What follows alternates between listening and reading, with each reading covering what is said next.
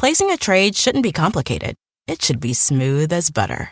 The Fidelity app makes investing easy with zero-commission U.S. stock and ETF trades, no account minimums, and fractional shares trading. Fidelity, where nothing comes between you and the trade. That's smooth. Download our app free from the App Store or Google Play. Sell orders are subject to an activity assessment fee from 1 cent to 3 cents per $1,000 of principal. No account minimums apply to retail brokerage accounts only. Fidelity Brokerage Services, LLC. Member NYSE, SIPC.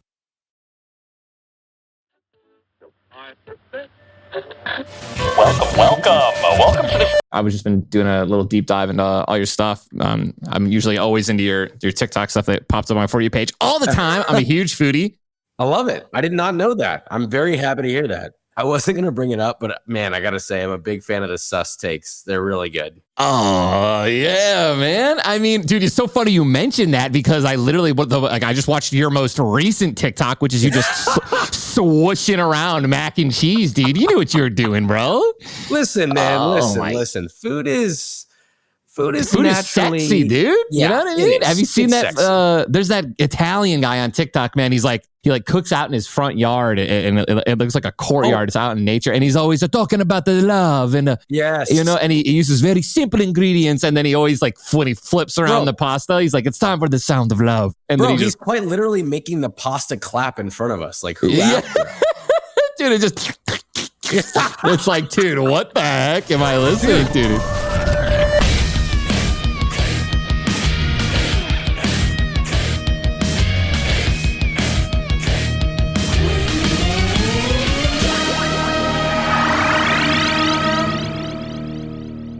Welcome, food aficionados, to another mouth-watering episode of AFK with Ninja.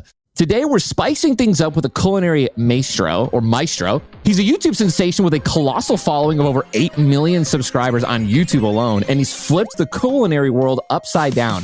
Not to mention, he's a New York Times best-selling author whose latest cookbook is causing a gastronomic revolution. Ladies and gents, I'm thrilled to announce Joshua Weissman, the genius behind those but better recreations that'll make your taste buds dance.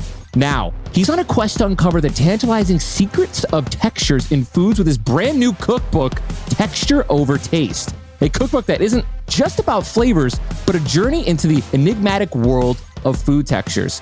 Hailing from sunny Los Angeles, California, Joshua's been wielding kitchen tools since he was a mere 3-year-old child.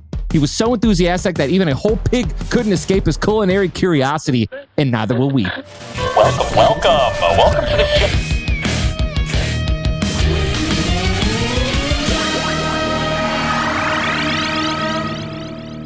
Joshua, welcome to the show. Oh, thank you so much for having me. Truly a great pleasure. I know we were just talking about that mac and cheese on my TikTok. I'm really sorry, but also a perfect intro at the same time. Yeah, don't apologize, man. If people haven't checked it out, Joshua, just go to Joshua Weissman on TikTok. Immediately look for that mac and cheese TikTok, and you'll know exactly what we're talking about. Yeah, turn off the lights, turn on the candles. Exactly, and maybe put on some smooth jazz. Really try to get romantic. Invite your significant other over because it's 2023. You can throw on a lo-fi hip hop jazz one too. My wife and I, Jess, are so old fashioned when it comes to the music that we listen to whenever we have a date night and we cook and stuff like that. And it's always just smooth jazz. But I am a diehard lo-fi fan or lo-fi. Yes. Did you say lo-fi or lo-fi? I like lo-fi jokingly. I like lo-fi. Okay, I've got another one for you to add to your almanac of musical listenings when you're cooking. I would recommend. All right. I'm on Spotify right now. This sounds kind of cliche, but dude, you got to find the old school classical Italian playlists on Spotify. They hit. We've tried some Italian stuff, but I don't think we found the right stuff because it's that you know what I mean? It's no, you gotta avoid the when the moon hits your eye kind of stuff. Yes. That's what I get. I'll find one after this and I'll send it to you on email. It's good. Okay. We're going AFK with Ninja. What's he gonna say? I think food is one of the most important things, man. I love it. Jess and I love cooking. My wife is a huge, she's basically taught herself all that she knows right now because she didn't used to cook when she was growing up. But I got to start out with, obviously we're both content creators. I love the food angle of content creation. What is your favorite thing about between YouTube, TikTok, like long form content for cooking or short form content, like what's your favorite to record? Oh, definitely long form. I mean, short form is fun, but you can't go deep with short form in food like I like to. And it's much more fun to go deep in long form where I can talk about it and break it all down for people. I think most people that consume the content would agree also, right? Like it's fun to watch a quick, mac and cheese, nice, clap it, blah, blah, blah, whatever. It's fun. Yeah. But beyond that, it's hard to learn and it's also hard to consume because it happens so fast. So definitely long form. Do you feel the same way or do you feel like it's easier for you to consume short form? So the quick like chop, boom, boom, boom, ingredient, pop, you know what I mean? Like that type where, and like where like the video, like where you see the ingredients, you barely even look at what the ingredients are because you don't have the time, and then it's done in 30 seconds. I like aesthetically, I love it, right? It's very pleasing to listen to and watch. I mean, dude, there's nothing like actually, you're never going to learn ever anything from that, right? And I think like you can, if you're already an incredible chef, I feel like, then you can just be like, you can know exactly what everything is and really get into it and just be like, yeah, I know I can make that right now. Like I know every ingredient they just used. I know how to prepare it. Like, let's try it. But as someone like me, I look at that and I'm always like, I wouldn't even know where to begin. I'm always like, I would love to make that. I definitely enjoy watching the process, dude. I'm a huge Food Network guy. My dad got me into the Food Network. It was just always on in our house. I feel like they have just America in the world by the balls, really. How do you feel about, speaking of America and like cooks on TV, how do you feel about Gordon Ramsay? Shit. You know what I mean? It's raw. It's fucking raw. I love it. I love him, man. He's great. I mean, it's, it's mostly an act, which is totally cool. I've seen like some of the behind the scenes content of how he treats like, his daughters and like how much of a interactive and involved father he is on that side of things. Yeah. And that's what I look at when I see Ramsay. But what sells and what do people want to watch? They want to watch people being idiot sandwiches. I think he's a great chef, generally speaking. I think he has the most widespread talent I think that I've ever seen, where, successfully acquired Michelin stars, runs a massive restaurant group successfully that's profitable, which is very hard to do. Yeah. Simultaneously has a massive, persona and celebrity as a chef, while also being this incredibly, entertaining, captivating person. But let's be real, like it's funny for him to be like, everything here is really delicious, except for the fact that you're a donkey's dick. It's like, oh my god, where did that come from? Yeah, it's like it's the drama in food. You know what I mean? It's what you didn't think you needed when it came to the Food Network or when it just came to watching, cooking stuff. You've seen all those crazy chef movies, right? Like a legitimate chef movie. It's dog eat dog world, man. I don't even know if I could survive in that shit. Dude, or maybe I'd thrive. I bet, man. I was just gonna say, like, it's a real thing in the chef world, and I've seen it firsthand, and that's been my life for a long time before I started doing this stuff. So it's real. So, just going right off of what you just said, man. Are you more of a fan of like that life that you left, right? Or are you much more now enjoying the life of content creation and being your own boss? Well, anytime you can be your own boss is always going to be, I think most people would want that. Although yeah, it's not bad. I'll say an alternative, and here's an against the grain thought, because I talked to a lot of my friends and people about doing something like this. And I think what people don't understand is it's a whole nother level of requirement when you're going to be running your own business and doing your own thing. And so like, for anybody who would be listening, that's like, oh yeah, I want to do that. It's like, you like what you see, but just understand that like everything rests on your shoulders, so on and so forth. I'm by the way, in no means am I complaining, but right. I think people just don't know what they're getting themselves into. So you really have to be built for that kind of stuff if you're going to be doing that. But that being said, absolutely prefer being my own boss. More specifically though, I really am working towards building a hybrid of the two, not the being your own boss element, but like building a hybrid of restaurant and what we do today. I'm working on my first, and I can't really say anything about it for a number of reasons, but like generally speaking, people can know. And I definitely miss the hustle and bustle. It's weird, man. You get like addicted to the adrenaline rush, the camaraderie, all of your, if you're in a good restaurant with good vibes and you've got it's like what you do too, right? Like that emotional feeling that you get when you're with the people that everybody knows the fuck they're doing. Everybody's got their own thing that they got to handle that day. We're just going to war. together. And then the rush comes, you know what I mean? Like the dinner rush or the lunch rush or whatever. And you're just, I did work at Noodles and Company for 3 years, and I worked on like the saute line. So, during the lunch rush, you had somebody that would usually like prepare the pasta and then like the condiments and stuff like that, like the mushrooms, tomatoes, whatever, blah, blah, blah. They would hand it off to me, right? And then I would, start cooking it up, applying the sauces, wine broth, etc., all that stuff to finish it off. But dude, sometimes, and most of the time on like the weekdays when I was doing that, I was so good that they and they want to save hours and money, so that they would just I would do it all, right?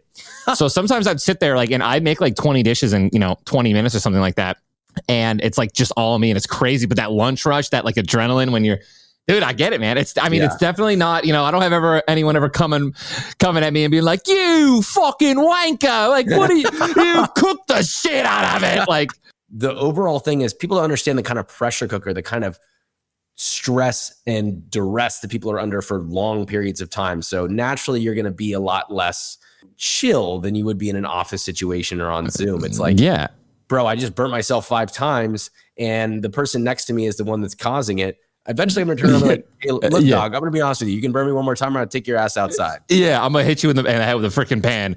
Like, exactly. Dude, I would say one thing to compare it to is like retail, but on crack, right? Like when you're in retail, like there's no skill in retail at a high level, right? Like you're behind the counter, you're basically a punching bag, right? And that's literally it, right? You know what I mean? At the end of the day, you check people out, you go get them shoes. If you're working at a shoe place, you go in the back, whatever. But when you are a chef or you're just even working in a kitchen, it's like that on crack. It's like that even more. It's like you're not only in the service business, right? But now you're like, there's a talent behind it. There's severe level. There's levels to this shit. I can only imagine that being, even more stressful than working in retail. And retail's already, you already see people losing their minds all the time. It's where all those Karen videos come from, man. You know what I mean? In any creative business, I mean, there's always timelines, right? Like there's always timelines where you try to get it as fast as possible, but ultimately you got to be, if you're a graphic designer or a video editor or you're an artist, like a painter, for example, in art-based positions, careers, jobs, usually it's like, when it gets done, it gets done. You're a contractor. When it gets done, it gets done. When the wood is done being trimmed down and shaped, when it gets done, it's done. But in a restaurant, it's like, bro, you got fucking 30 seconds. I don't care how much you care about the sauce that you spent hours and hours making or days making. You get that shit out the door in a minute or less. And you got, in fine dining, for example, very different world, right? You still need to run at the same pace, but you got 17 components on a singular plate. And that's just one plate. One component is grilled, another component is seared. This gets flipped. This has to be perfectly medium rare. The foie gras is overdone. You got to refire that. Now you got to refire all the other 17 components that were going to go on that one plate.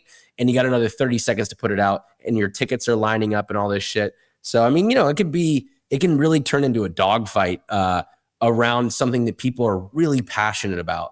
Where that's where things kind of get crazy and people are like, doggy stick, Yeah. I could see it, man. I honestly, dude, I'm super competitive. And if I would have stayed in the culinary thing, if I took more of an interest in cooking, because my dad was a huge cook and he would always make us like home cooked meals all the time, like usually 5 days out of the week, I probably feel like I would have been a really good chef. Because I put like, whenever I go into something, it's 100. That's why, totally. For me, gaming and streaming was that.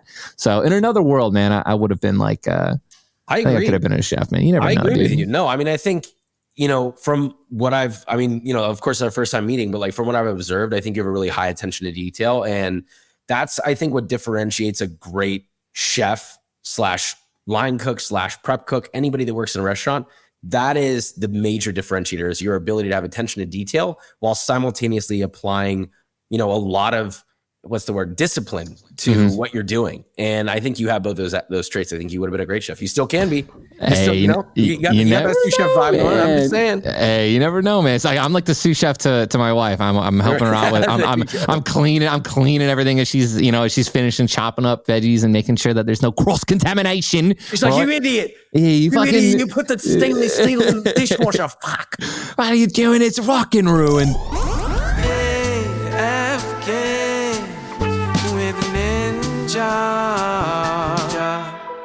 All right. So speaking of chefs, speaking of kitchens, right, or restaurants, you recently have upgraded to a 3,000 square foot kitchen space. I think I just finished watching the video with you and your wife, cooking against your wife. I'm assuming that's the space that you're in. Yes. What was it like developing your new kitchen production space? Amazing. And have you enjoyed the upgrade? I'm so glad you asked this. Nobody has asked about this yet, so I really appreciate that. This studio was a process, dude. Like any other, it's not like I'm the first person that's ever built a studio in the space, but building a studio with a kitchen in it where there are things that cities really do not like when you touch them. For example, gas lines, water lines, sewage lines. Quite literally every stupid, dumbass little thing in the book, you got to touch, and you got to touch it a lot, like a lot.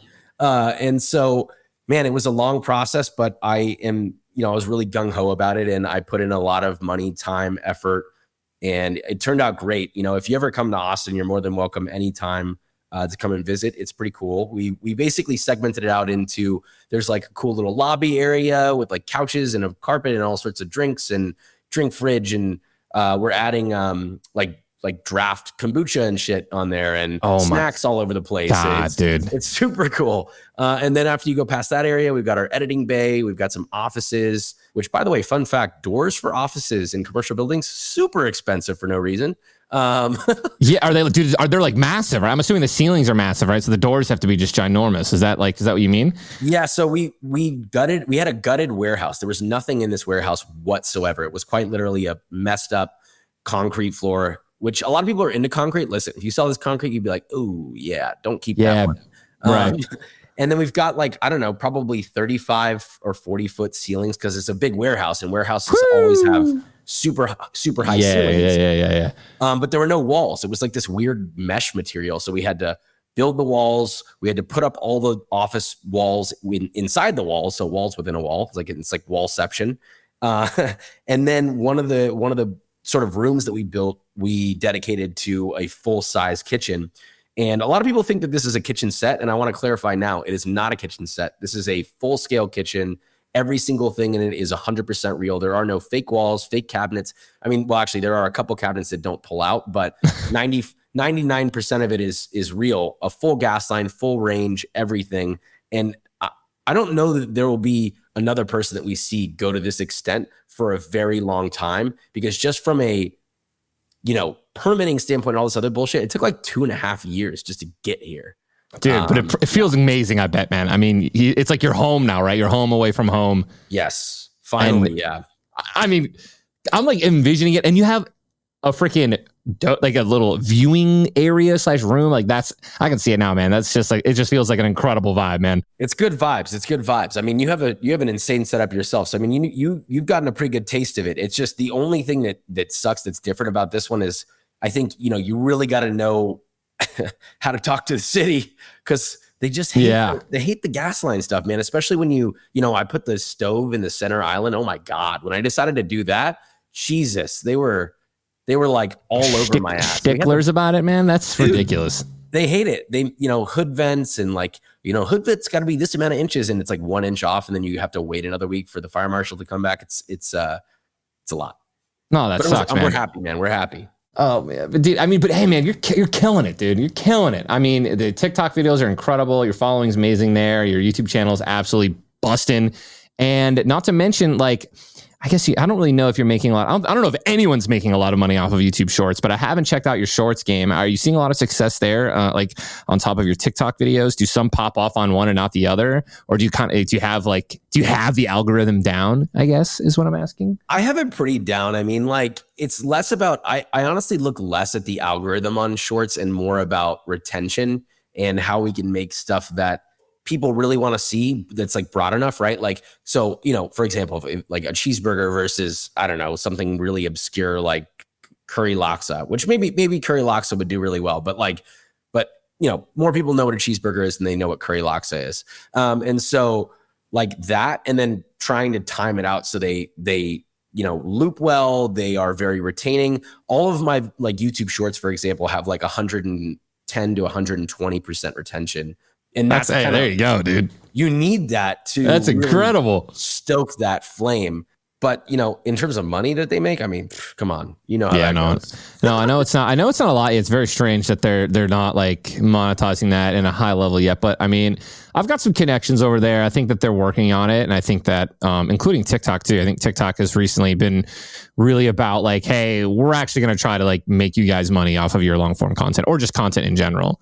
I'm curious how they're going to do it, because it makes sense. I don't know, man. It makes sense why long form can do it, and I think it's really nice of them to look. But I mean, like, damn, like, how are they supposed to do that though? Because like, you can't do a mid roll in a short. You know what I mean? You can't. And even if you did, like, I mean, like what, like 2 seconds long? Like it can't garner the amount of money / eyeballs / blah blah blah blah blah as long form. So it's an interesting predicament for them. We're going AFK with Ninja. What's he gonna say?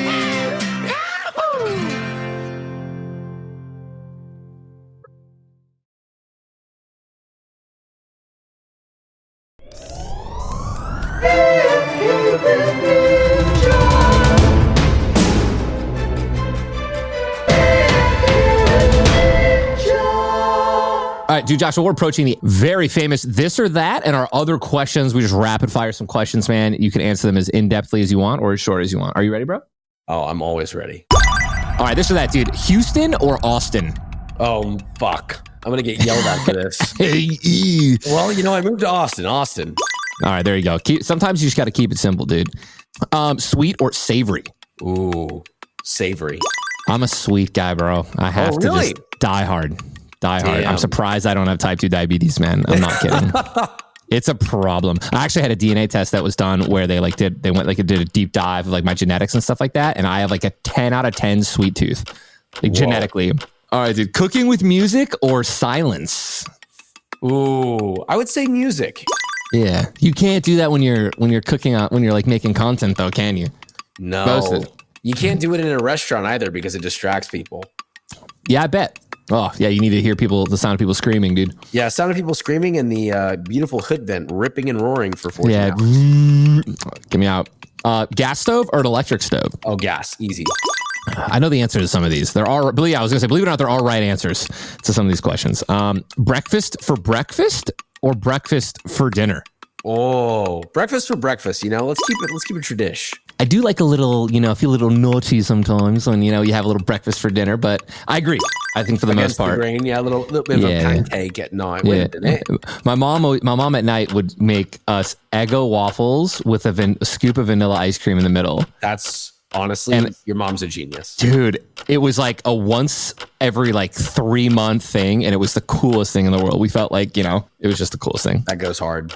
It does, bro. Try it out. 2 little Eggo waffles and a scoop of vanilla. Done. A little maple syrup. What if it was... Okay, hear me out. Pause. Give me in. Got an idea. I'm ready. What if you did, right, an Eggo... And it could be Eggo. It could be any waffle. But what if you did Eggo waffle? You get a little cinnamon sugar on top, right? And then you do a maple ice cream on top. Like a brown butter maple ice cream. Yeah. I just saw you make that brown butter, bro. I know exactly what you're talking about. Dude, crazy. Oh, all right. Love this. One of my favorite questions. Ask date night out or date night in? Ooh, I would say date night in, if possible. Yes, dude. Yes, bro. Dude, Josh, man, you don't understand. We ask this question to every guest, man. And luckily every single person's been dating someone or married to someone. And everyone says the same thing, dude. They're like, date night in, dude. It's no one wants to go out, man. Bro, you kidding me? I've been running around all day. I'm fucking down to stay inside. Flip something on. I will make something dope. Love that, man. We're gonna have to have a date night in then, dude. And you're gonna have to make me something because that just sounded great. Dude, done. Double date night in. That's gotta be a thing. Hell yes, dude. Okay. All right. How do you know when your work, like video / dish, is finished? Whoa. Yeah, dude. It never is. Wait, all you artists are the same, dude. Give me some context. What do you mean by work is done? I mean, I'll just say you're making a YouTube video and or more so, I would say a dish. Like you're creating a dish, and how do you know it's perfect? How do you know it's finished, man? Or do you just have to be like, this is it for now? It's never done. I mean, I think there have been times where I thought that I had maximized its evolution and was wrong. And that means that there's always room to make things better. And I think that applies to everything in life, you know? I agree, man. What is one of the best places in the world for food, in your opinion? Oh, Japan. And I haven't even been there. I just know it's Japan.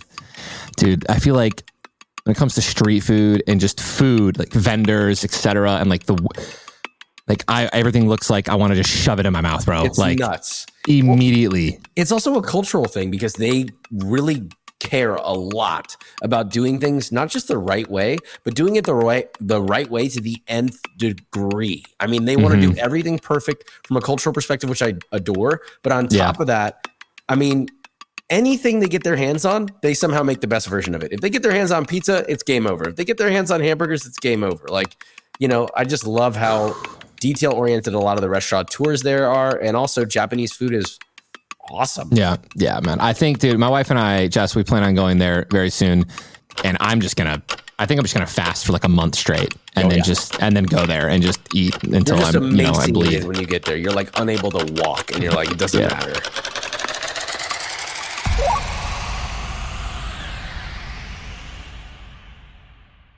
Here we got did my little creeping, did my little research, man. I am married to my beautiful wife, Jessica. I heard that you just got married as well. I did. So first, congratulations. It was in May to Kate, correct? Yes. Dude, explain to me your guys' like work life, I guess, balance / relationship, because and tell me a little bit more about that, man. My wife, Kate, we've been together for a while prior to getting married. We were together for almost 7 years before we got married. We just took it slow. And it's funny because we got together pretty young, 19 or 19, 20.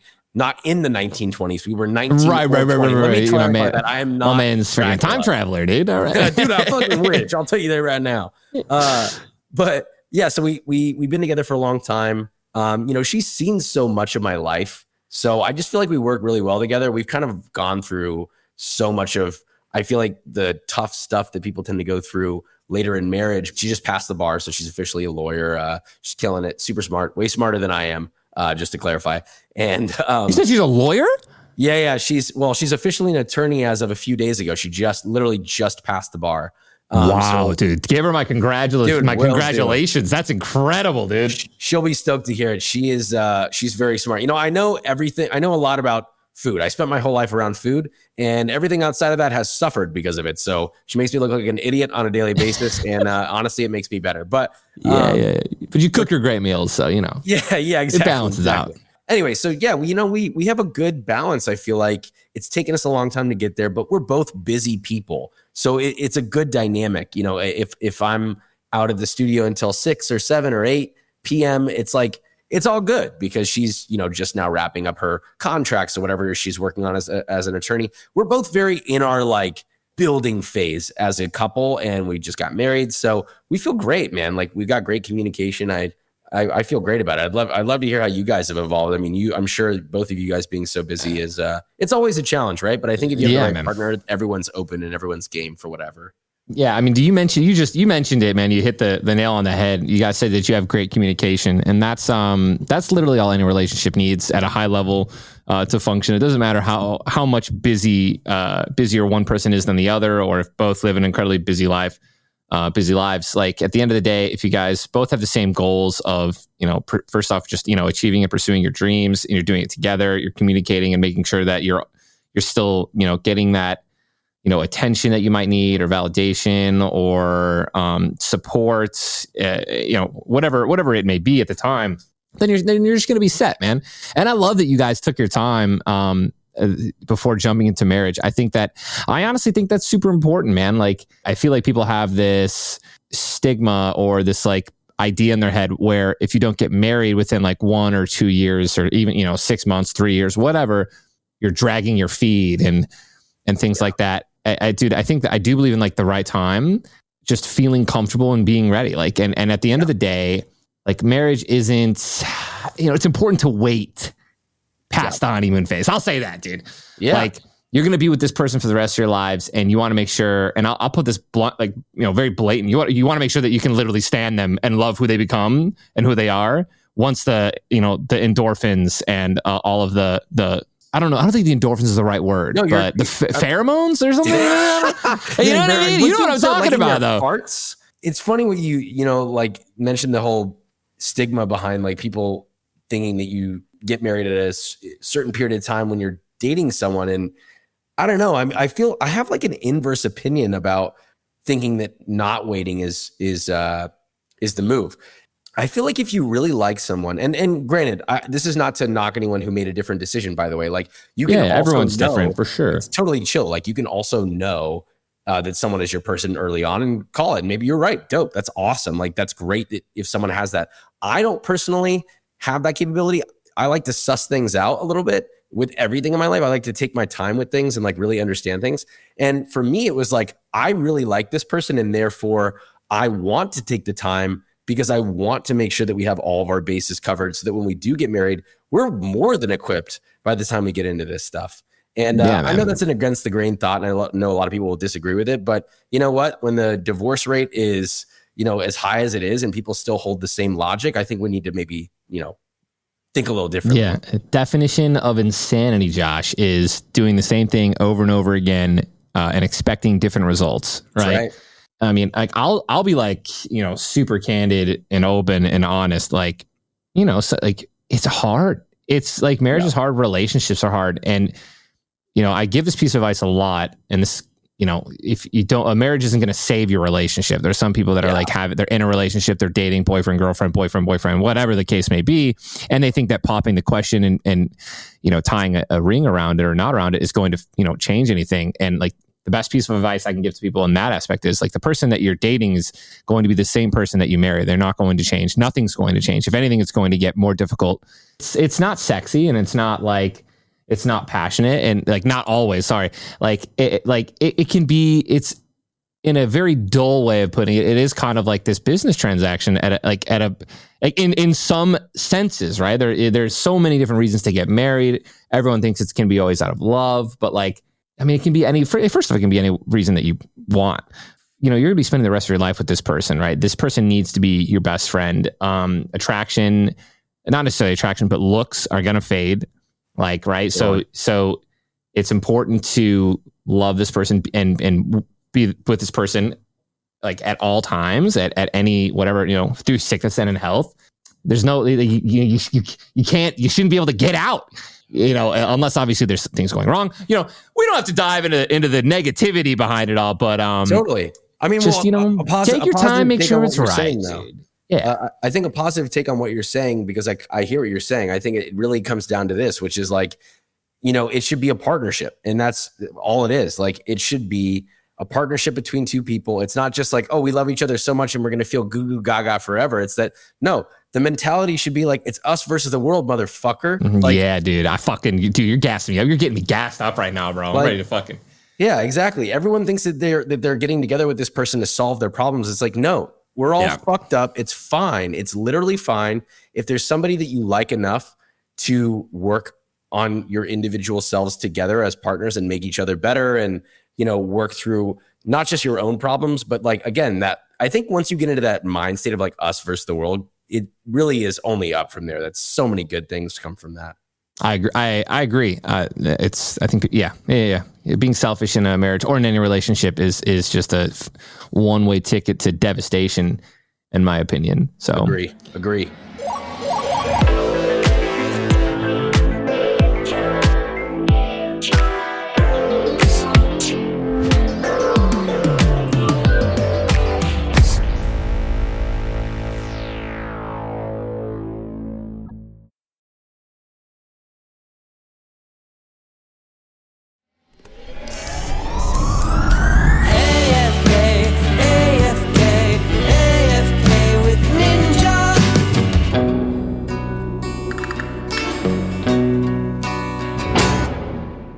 Dude, I want to get off the serious stuff for a second, which, by the way, I absolutely loved every second of it. And because I'm actually incredibly curious, dude. Your new book, Texture Over Taste. We already we touched on it very briefly.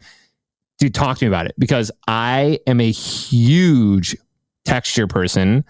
I love it. I mean, I love that you said that. Yes. I think people underestimate and don't think about texture as much as it is important to them, if that makes sense. Like, they're not aware how much they love it, even though it's the reason that we love, 90% of the foods that we eat. I think that people misunderstand. Every book that's been written in the last, I don't know, let's say 100 years, I would say just about all of them have been dedicated to one thing, which is flavor. And when I was sitting down to write this book, I was like, I wanted to make a subject-based book, that was about a topic in food. And I kept going to flavor, but I was like, I really don't want this to be like every other damn flavor book. Like, holy shit. And I realized, wait a minute, no one's talked about texture. And texture is a big thing for me. It's how I develop all my recipes. I always start with that. Right? It's so important.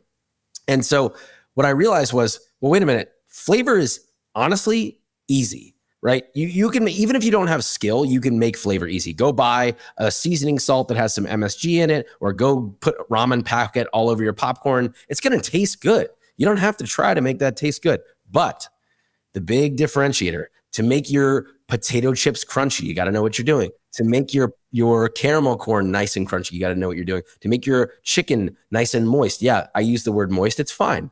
You gotta know what you're doing, dude. And it's those things that differentiate a shitty eating experience to a world-class eating experience. And the book is not really about like, hey guys, learn about texture and make these recipes, and now you're going to be great.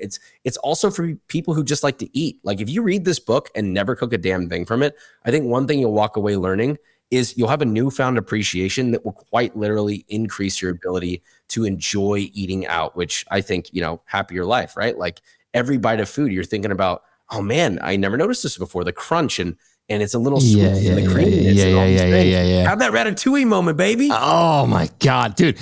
Okay, so I was in fun story about, again, I'm a foodie, dude. I love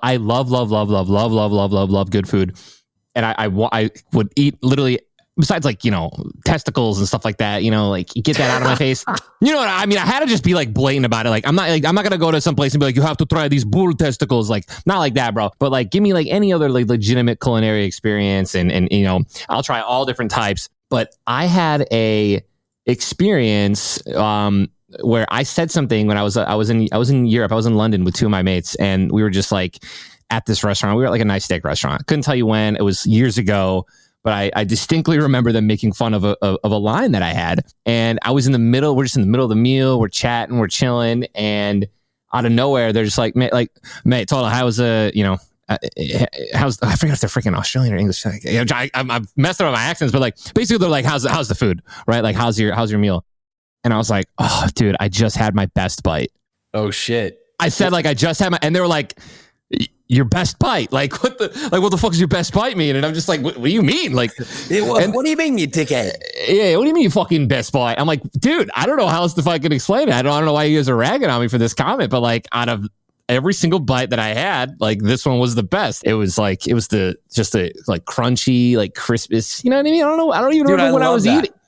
I'm stoked about that. I love it. Not enough people think that way, dude. I'm like in love with what you're saying right now. That a lot of chefs, I think, when they are sitting down to make, and I'm really speaking in the context of fine dining, but I mean, it applies to everything. But a lot of chefs, I think, when they sit down to create a dish or some sort of a bite, it always comes down, to me at least, it always comes down to the perfect bite. How do I make a plate in a way that if you gather all the components into one bite, this is the perfect bite. And the dish is nothing but that moment over and over and over. Yeah, dude, that's exactly what I'm talking about, man. And like recently, I've tried to, so how I used to eat my food, bro, especially when I had like a plate where there's everything complements one another on the plate, I didn't care. I would literally, and it was just the way I was raised, I would eat like broccoli first, like all of the broccoli first, and then all the mashed potatoes, and then I would eat like my meal, like the chicken or the steak or whatever it was. And that was how I ate for like 20 years, dude. Not dude, joking, bro. One at a time. It was so bad. And then once I started going to like better restaurants and things like that, and when you just order like a steak and or whatever it may be, like there's just multiple components already in like on the dish. And I was like, dude, I'm I'm gonna cut a little bit of this off, and I'm gonna mix it with this a little bit. You know what? Dude, and that's it. That's you got it. Yeah, you don't even need this book, dude. I need the book, dude. I need you to understand. I need the book. I'm gonna get it. I'm actually gonna get it for. I gotta talk. She just came home, but I'm probably gonna hang on a second. Jess. All right, cool. She's taking the dogs out. I'm probably gonna get this as a gift for Jess. Honestly, I have to. Where can I buy it? Amazon? No, I'll send you some special stuff. We got a bunch of cool shit I can send you guys to. All right, mate. Yeah. Yes, I've got you, mate. No worries. Come on, man. That's what I'm fucking talking about, Joshua. It's funny that you said that though, because I think like that's how my mom and I eat. We like kind of like break down what we have in front of us, and we'll be like, yeah, I'll take a little bit of the Asian pear. Maybe I'll mix that with a little bit of a bite of steak, won't I? And just give it a little flavor, you know?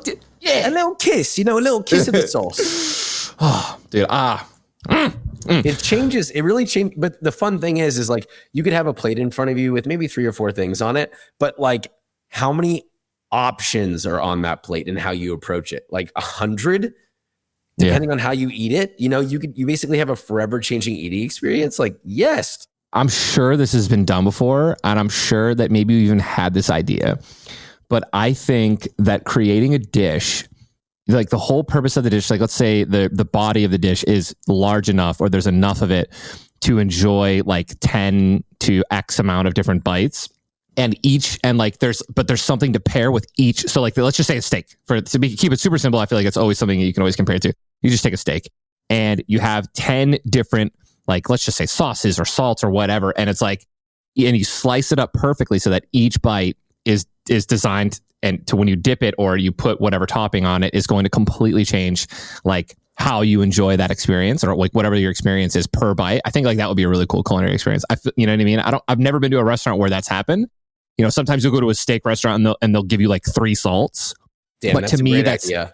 To me, that's not an experience. It's like you usually just pick which salt's better, and then you just kind of eat you eat your steak. But and like that could be your entree can be that, your appetizer could be that, dessert could be like here's a vanilla ice cream, homemade. And I'm keeping this just super simple for people to understand. But now here's 10 different toppings or sauces that we've personally made and curated to make each bite a different journey.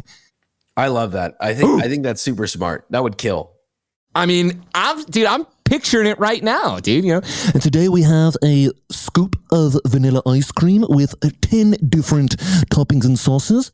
Please enjoy them at your leisure, and I'll be back to about I don't know. I like that a lot, dude. I want you to when we open this restaurant, I need you to be like a maitre d' for like 2 hours. Get me in there, dude. Get me in there. I'm an idea guy. They might not always stick to the wall, dude, but I throw a lot at the wall. You know what I mean?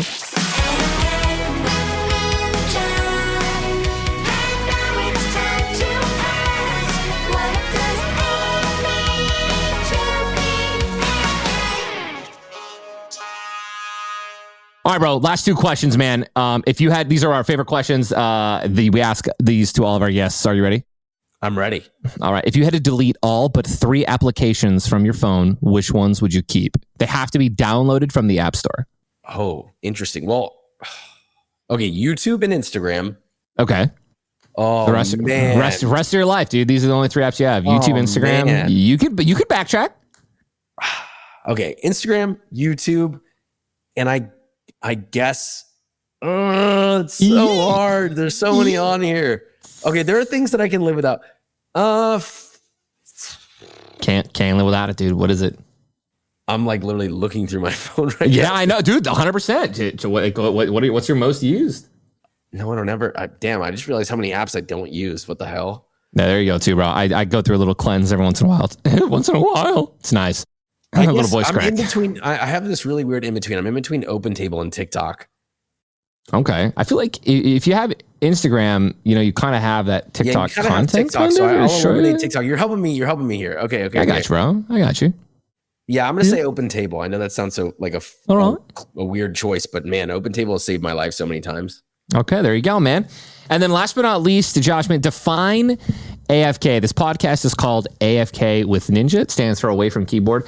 But, more philosophically, dude, what do you do when you're AFK, bro? Define AFK in your own words. Oh, interesting. It's funny because once you fully commit to doing like the thing that you really love and you win at doing that, and you're now able to do that full time, whatever it is, you reach this point where you're like, man, I love this. I don't want to stop doing this. And then you're also like, but how do I recover from this? Because it's something that I love and I already wanted to do. Do I need to recover from this? And I have yet to run into an issue with that. So when I'm not working on what I'm doing or cooking, like I'm probably eating. I'm like doing the other side of it. I'm doing it with friends. I'm doing it with family. I love cooking so much that a lot of the time I find myself going back to it, even when I probably shouldn't be. Yeah, man. I mean, dude, there's just so much love in it, dude. And kind of what you just said, right? Like it brings people together. It's you know, it nourishes people. There's so much to it. It's so complex. So I think that I definitely get it, man. I think that it can be one of the things, and it definitely is for you, where it, you know, sometimes you don't get sick of it, dude. And that's awesome, man. I think you're in the right line of work, obviously. Dude, Josh, thanks for coming on, bro. I appreciate your time. Appreciated this interaction we had. And I'm gonna need the book. I'm gonna need the texture over taste, please. And I got you. You owe me and my wife an amazing meal. Done. All of that is done and locked away. Thank you for having me. I really appreciate it. Again, been a big fan for a while. It's cool to see you be so chill. And truly, anytime, dude. I'll make you something badass. Dude, it's been an absolute pleasure, man. And there you have it, folks. We've reached the end of another epic AFK with Ninja episode. If you've enjoyed the journey thus far, please consider leaving a rating, review, and hitting that follow button. We have a ton of incredible guests coming your way, and I want you to be the first to know when a new episode drops. Until next time, catch you soon.